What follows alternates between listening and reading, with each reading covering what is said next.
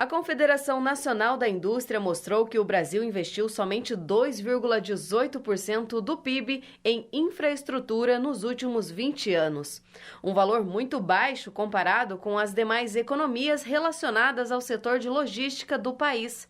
Por outro lado, especialistas em logística dizem que o custo do transporte de cargas nas rodovias é muito alto. Então, na verdade, a logística do nosso país ela é pouco pensada ainda, infelizmente. Nós dependemos basicamente de um modal, um único modal, que é o rodoviário, e o país deixou de crescer nesse aspecto há muitos anos atrás mesmo, deixando de fabricar ferrovias para estradas, para rodovias. Então nós ficamos muito dependentes mesmo do transporte rodoviário, o que dificulta porque nós acabamos ficando na mão desse modal.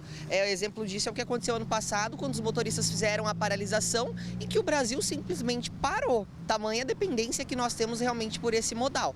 Então é preciso, pensar a longo prazo uma forma de melhorar realmente esse transporte para que a gente não fique dependente simplesmente desse único modal. Atualmente, o transporte rodoviário é responsável por movimentar 80% dos produtos no Brasil, o que significa que quando há um problema de logística, acaba afetando tanto o mercado interno quanto o mercado externo.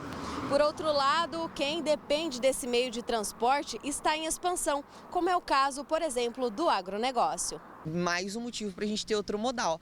Quantas vezes você está atrás de um carro, atrás de um caminhão, de uma carreta e fica caindo grãos em cima dos carros por conta de não ser um transporte necessariamente correto para esse tipo de produto, para esse tipo de suprimentos. Então você percebe que não tem ali uma carga própria para esse tipo de carregamento, sem contar no excesso de carga, sem contar na deterioração das próprias rodovias, na lentidão do trânsito, que dificulta bastante essa questão.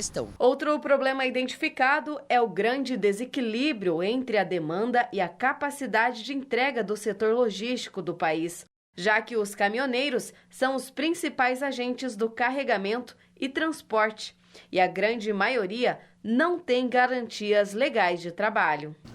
Tem as exceções, que são os profissionais que são realmente registrados em carteiras, em carteira de trabalho, que trabalham em grandes organizações, que por lei precisam realmente ter o descanso.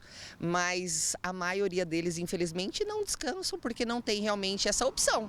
Tem que sustentar suas famílias, tem que pagar altas taxas de IPVA dos caminhões, pneus, manutenção, e tudo isso é muito caro. Para você ter uma ideia, nós temos pedágios no Paraná que para uma carreta hoje é R$150, pedágio, Então é muito caro, diesel muito caro, então isso faz com que o motorista realmente tenha pouco descanso. A Lei do Descanso, criada em 2012, determina aos motoristas das estradas um repouso de 11 horas por dia e mais 30 minutos de pausa a cada 4 horas trabalhadas.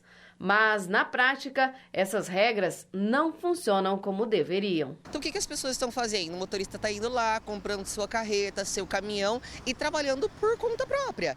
E aí, para que ele tenha um rendimento justo, visto o preço de pedágio, visto preços de combustíveis, ele precisa trabalhar muito. E aí acontece as coisas que vem acontecendo de motorista trabalhar, viajar 24 horas, usar rebite, usar drogas, para que possa ficar acordado, para que realmente ele consiga ter uma lucratividade, visto os altos custos que ele tem.